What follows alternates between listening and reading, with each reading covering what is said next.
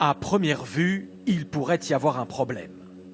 Ces pilotes et leurs passagers vont se poser, mais il n'y a aucune piste à l'horizon dans ces îlots et ces eaux improbables de l'Atlantique Nord. Au sol, il y a pourtant une petite tour de contrôle. Car voici l'aéroport de Barra, le seul sur la planète à faire atterrir des vols réguliers sur la plage. Les passagers débarquent dans ce décor hors norme, mais c'est un quotidien pour les pilotes très expérimentés. Atterrir sur une plage n'est pas plus dur qu'ailleurs, on a des gros pneus. Mais l'approche est plus délicate, on n'a aucun repère sur le sable. Les pilotes comme moi, on veut rester sur cet avion. Je ne voudrais pas piloter un jet classique. C'est comme choisir entre une voiture banale, avec plein d'électronique, et une Ferrari. Et ça, pour nous, c'est une Ferrari.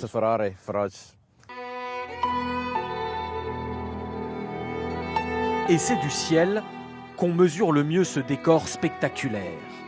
Un chapelet d'îles, les Hébrides extérieures, des confettis d'Écosse jetés dans l'Atlantique Nord, en ligne droite, plus rien d'autre avant le Groenland.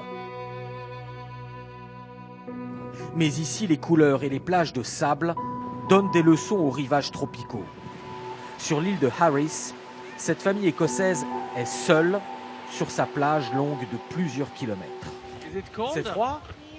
Non, enfin un peu. C'est si tranquille, si propre et revigorant.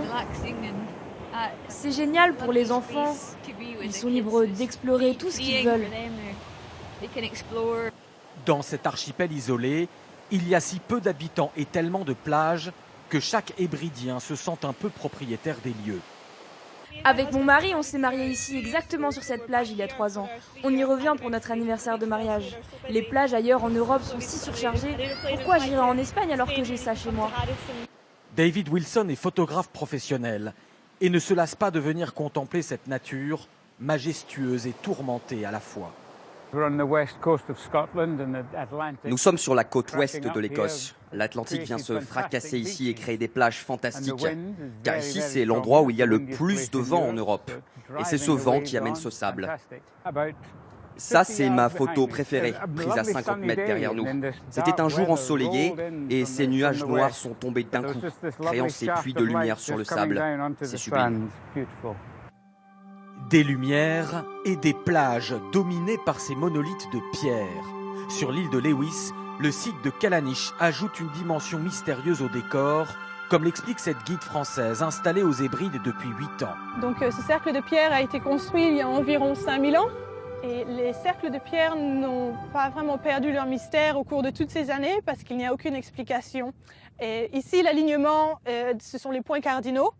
Et il n'y a pas vraiment de relation directe avec le Soleil, peut-être avec la Lune. Maintenant, sûrement, très sûrement, c'était un centre de pouvoir religieux et politique aussi. Le site de Callanish est le 2e plus grand du Royaume-Uni après le célèbre Stonehenge en Angleterre, plus connu et surtout beaucoup plus fréquenté. Avoir tous ces décors pour soi, c'est le privilège que vont encore vivre ces 2 passagères, uniques clientes de cette croisière au coucher du soleil. À peine 20 minutes après leur départ, au large de l'île d'Eriskay, des silhouettes profilées font la course avec le bateau. Un groupe d'une 30aine de dauphins avec qui le capitaine adore s'amuser. J'aime bien jouer avec eux. Il faut savoir sentir leur humeur.